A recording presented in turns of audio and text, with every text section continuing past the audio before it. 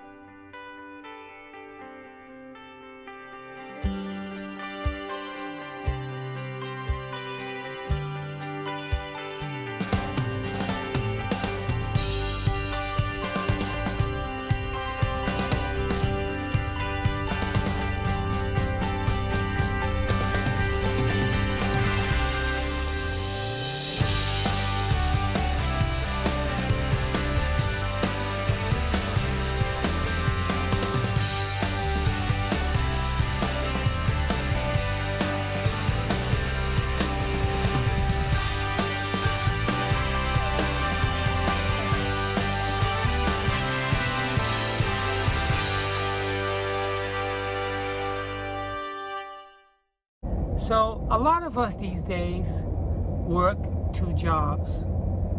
The economy is not that great. If you're a single person, you're going to experience some hardships along the way, more so than anybody else. Couples, whether married, dating, or living together, they have it made because they have two incomes, they split the expenses, and life is easier for them. For me, sometimes I have challenges. So therefore, I work a part-time job. Why?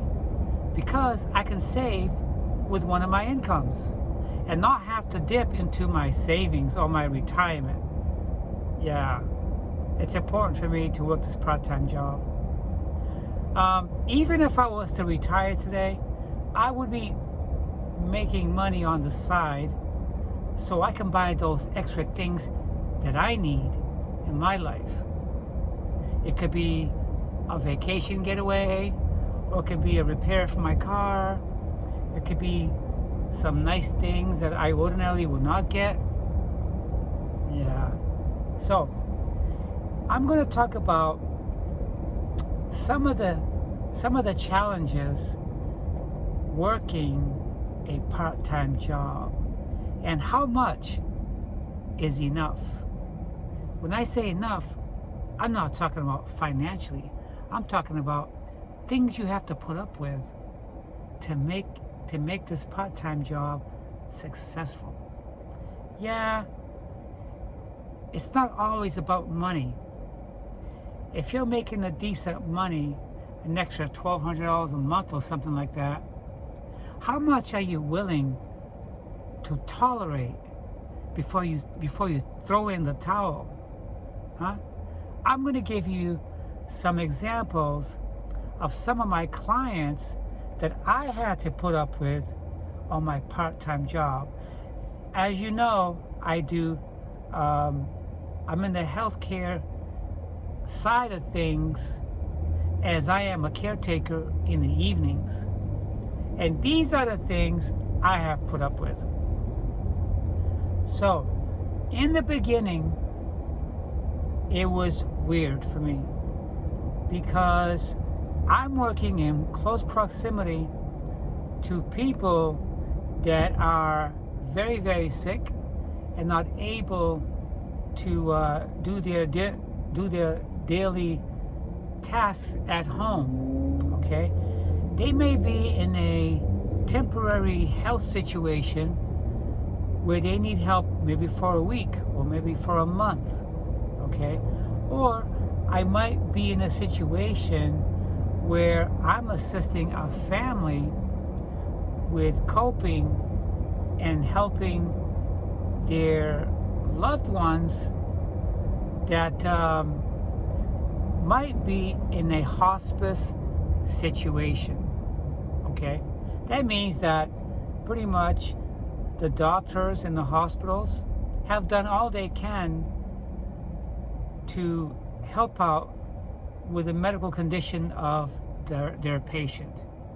So they call me in because they've decided to have their loved ones spend the rest of their living days at home. And I'm there to make them feel comfortable and be a support for their family. So the other situation could be a client that may have memory issues. So they may have memory issues and they live alone and they can't function in their days and remember what it is that they need to do, like take their medication or prepare a meal. Or they just may not have some common sense issue to know what's good or bad or something that'll work or not work for them. They may go 2 or 3 days without cleaning themselves, all right? So I'm there as a helping hand. I'm also there also as a companion, yeah. So I'm going to talk about some of my clients and some of the challenges that they presented to me. All right, client number one. Client number one was a hospice case.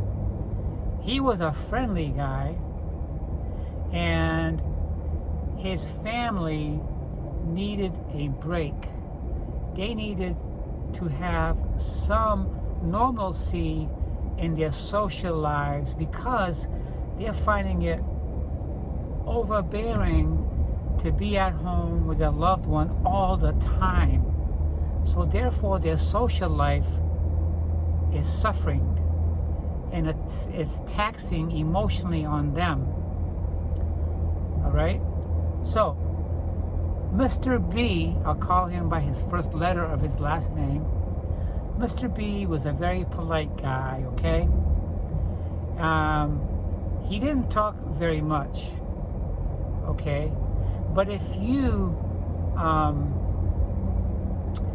started a conversation with him, he'll try his best to talk with you.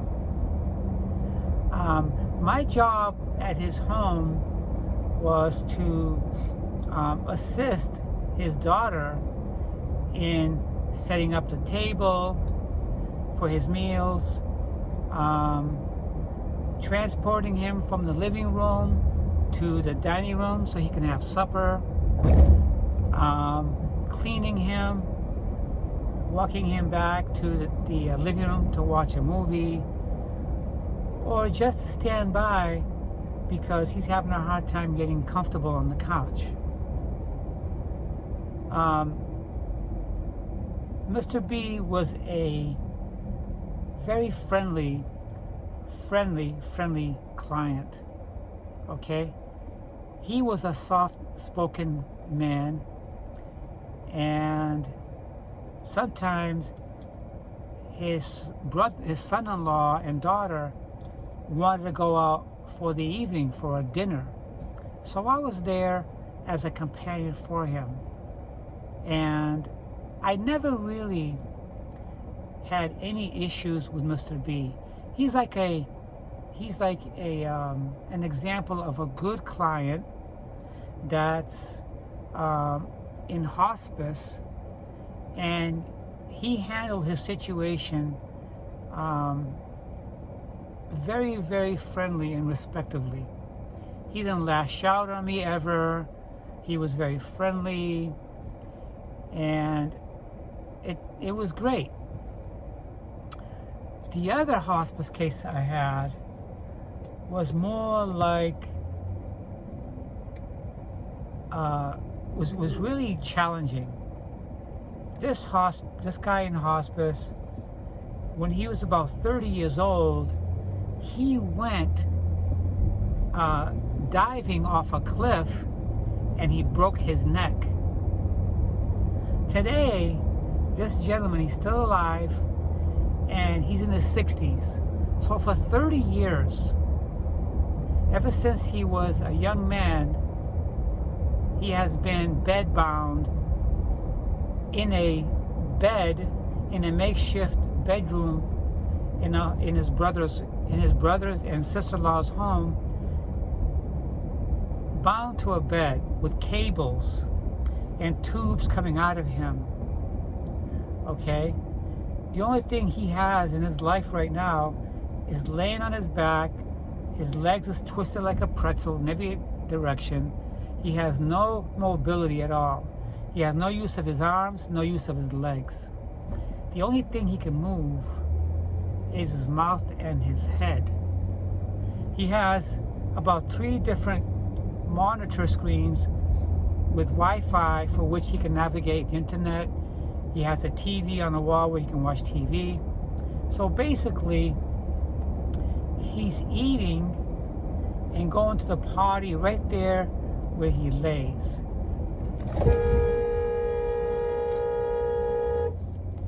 So that was close. A guy almost hit me. So anyways, a nurse comes in once a day to clean him and bathe him. Thank God that's not my job. When I go in, I have a conversation with him. I'm his companion. I light up his cigarettes and I feed him. I hand feed him because he's not able to do those things for himself. That client only had me for one night because the situation was way too much for me to handle. Where he lived in a makeshift garage, which was turned into a bedroom, there wasn't proper ventilation there. So guess what? Every time he lit up a cigarette, well, I lit it up, the whole room was filling up with cigarette smoke. I am somewhat of a health conscious person. I've never smoked in my life.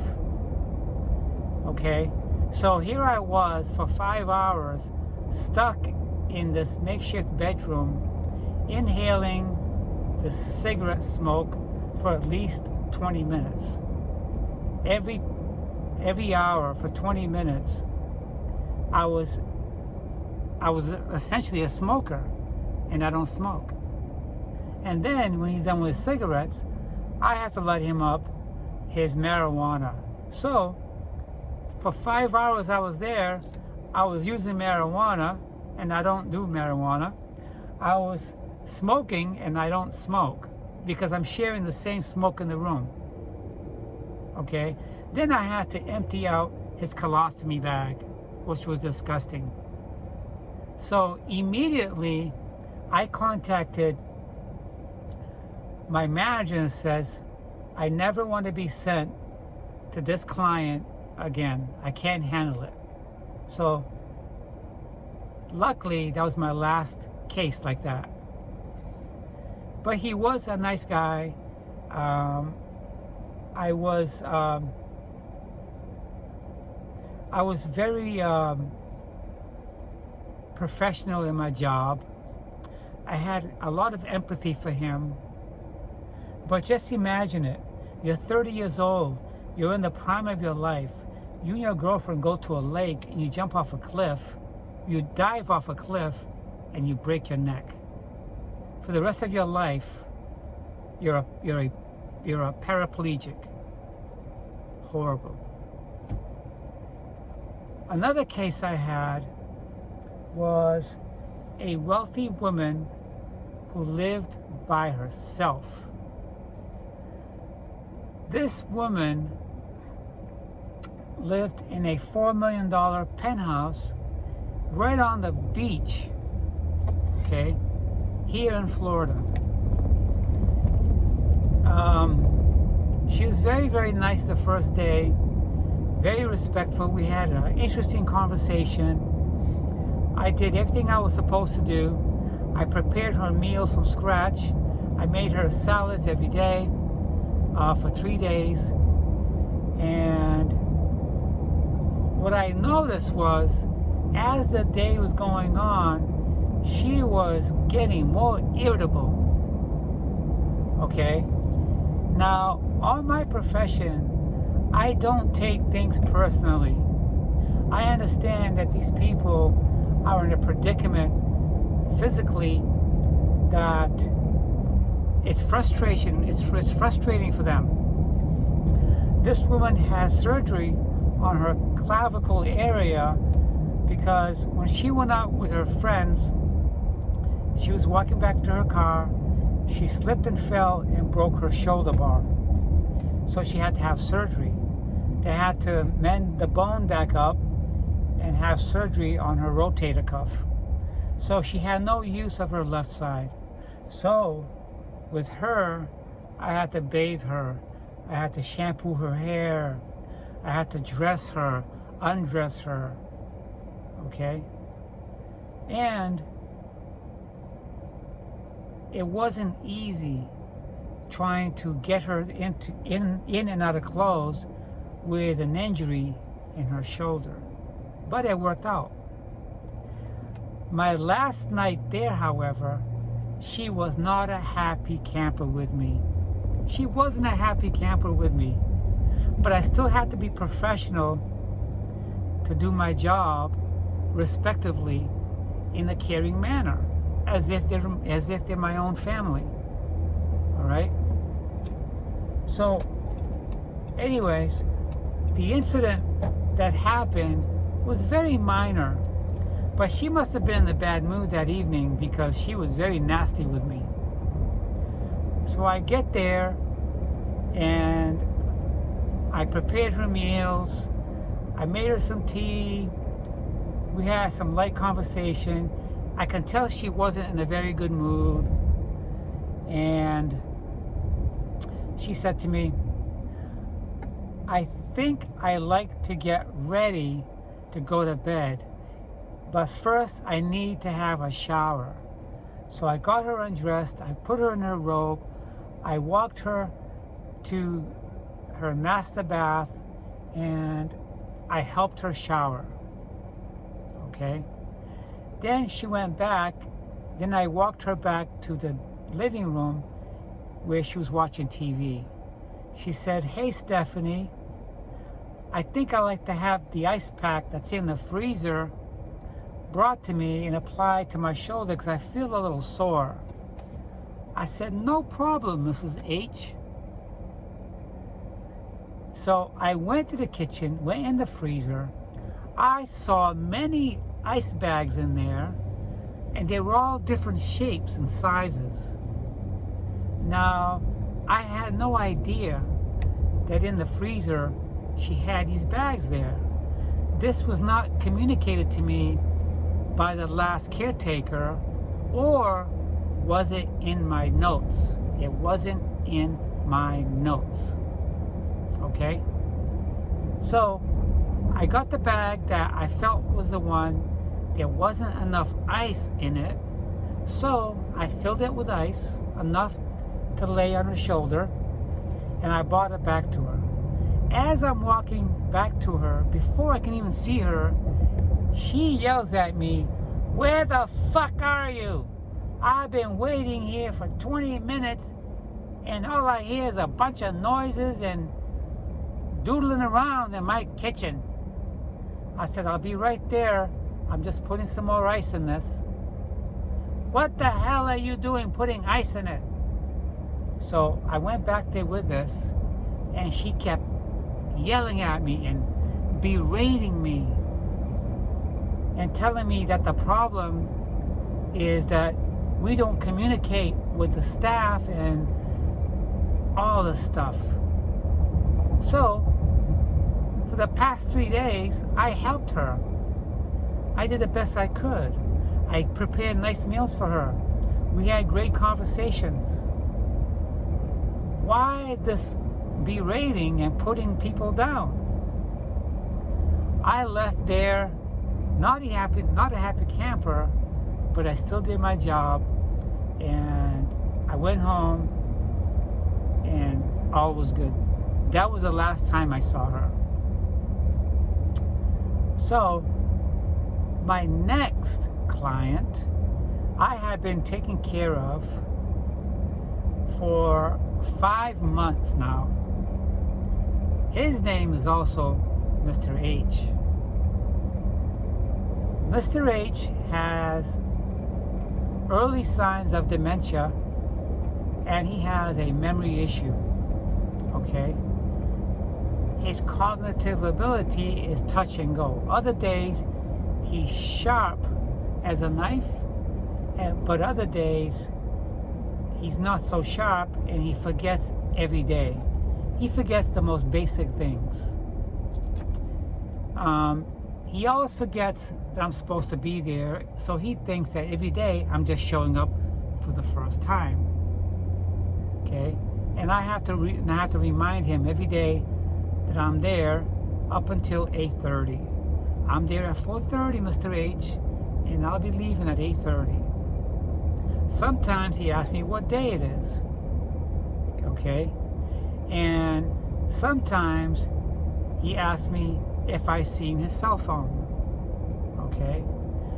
Other times he asks me, is there anybody coming after I leave? There's never anybody going there after I leave.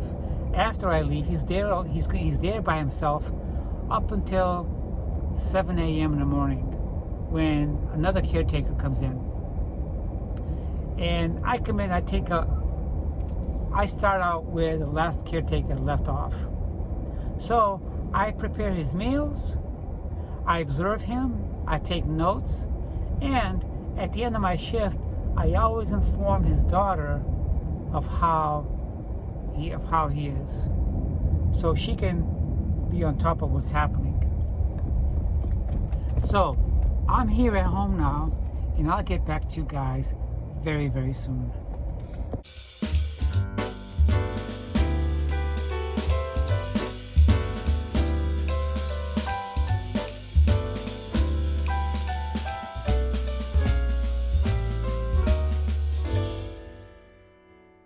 So Mr. H is a very soft-spoken man.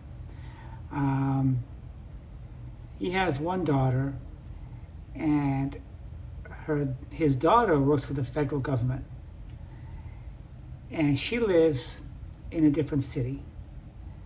So anyways, his daughter leaves specific instructions for me of what's expected. And I follow those instructions daily, 3 times a week. I'm only with him 12 hours a week, 4 hours for 3 days. And every day that I'm there, I check his blood pressure, which has to be done twice a day. And I make sure that he has meals to eat. I remind him to take his medicines. So I always get it from wherever it is, and I hand it to him with a glass of water. Okay. Mr. H is a soft-spoken man. He's very nice, he's very polite, but he's human like all of us. Okay. He's very kind. He's always offering me something to eat. He's always offering me ice cream. He's always offering to take me out for dinner, you know. I've been caring for him for 5 months, and I've never allowed him to take me out to dinner. I just don't feel comfortable with it. I've never had a meal over his house. I just don't feel comfortable with it. Like I said, he's very, very polite. Because Mr. H forgets and he has memory issues, I have to constantly remind him what day it is, that I'm going to be there from 4:30 to 8:30, and that there's nobody going to be going after I leave. And it's just just a nice guy. He's a nice guy. There was only one really bad incident that happened, and I think it's happening because sometimes the people who you care for, they try to hold on to every little control that they have. And a lot of times we have to let them do what they want to do. It's their home, and we're a guest in their home. Even though we're their caretakers, we're still a guest in their home. Okay? After each meal, we sit down, we play a memory game, okay? Or we'll do crossword puzzles, or we'll do like connect the dot stuff. Yeah. And then every day, I always try to get him to go out walking with me, so he's not always stuck in the house. Mr. H has private people come in to clean his house.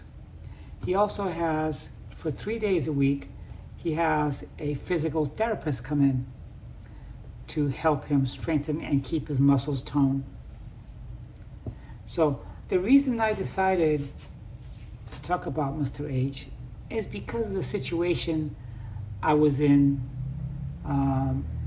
this week or last week. For the past 3 days, I've noticed that Mr. H has not been up to speed on his hygiene. Sometimes I smell a slight body odor. And when I do, I always remind him, did you take a shower today? And he always tells me, why? Do I stink? I say a little bit.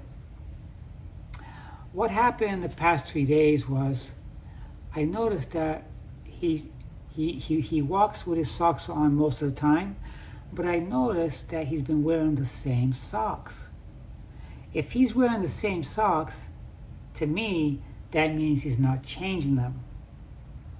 So, the first day I noticed it was when he lifted up his foot, and I noticed that his heels had a big hole in it, like a big 4-inch hole. Half his foot is not socked because it's torn. So that means that his skin is always coming in contact with the floor. They have a tile and a carpet combination in their home. So he's walking on the carpet, he's walking on the tile every day. So that big hole caught my attention.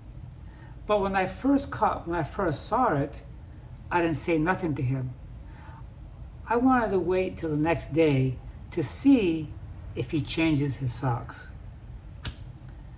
So the following day came, and I always make sure to get his attention that I'm in his house, that I'm there. And the first thing I noticed was he had the same socks on. And most likely, he wore the same socks the whole week. That means that he didn't change it. Why? Because it's got a big hole on the heel. All right? And it's the same sock I seen him with. So the day that I gave him a chance to change his sock, I had to think of a way to approach this so I don't offend him. So I politely told him, Mr. H, there's something I have to talk to you about. Your sock has a big hole in it, and I see that your foot should be washed and cleaned. He says, oh, I'm okay with it. I said, that's fine that you're okay with it, but it appears to me that your foot, your heels are very dry and it's cracking. The skin is cracking. That's not good. So he says, I like these socks. They're my favorite socks and I'm comfortable with them. I said, I think it's best if we just remove the sock. I'll wash your feet and I'll apply some conditioner to your feet and then we'll get you some clean socks. How about that? He says, I don't think so. I think I'm going to keep these socks on. So immediately, now I feel like I'm in a pickle. So I kneeled in front of him and I said, you know, if my father was walking around the floor, if my father had some physical situation that was similar to yours, I would wash his feet, put some conditioner on his feet, and then give him some clean socks to wear. That's more healthier. I said to him, I'm telling you this because I respect you and I care. So then he finally agreed. So I walked with him to the bathroom. He sat on the toilet and I got a little bucket and water, warm water and soap, and I washed his feet. And then I applied some lotion to his skin of his feet to keep it supple and moist because it was all dried and cracking. As I'm doing this, he gave me a warning. He said, I don't want you to think you're going to throw those socks away. I want to keep those socks. They're my socks. I like them. I said, Mr. H, it's got a big hole in it. Your feet's sticking out of them. That's why your feet's dirty. Okay? It's healthier to keep your feet cleaned. It's important to keep your feet cleaned. And in your case, you've walked around this way for a week and your skin is cracking and it's dry. It's not good. He says, you're not my father. I'm not throwing away these socks. You got it? I said, okay, Mr. H, we're not going to throw away the sock. I just want to go ahead and wash your feet and put some clean socks on you. You can do whatever you want with the socks. He says, I'm not going to tell you again. You're not throwing these socks away. And you need to stop repeating yourself how bad my feet is. Well, I said, okay, as long as you've washed your feet, you got clean socks on, I'm good, and you're going to be better.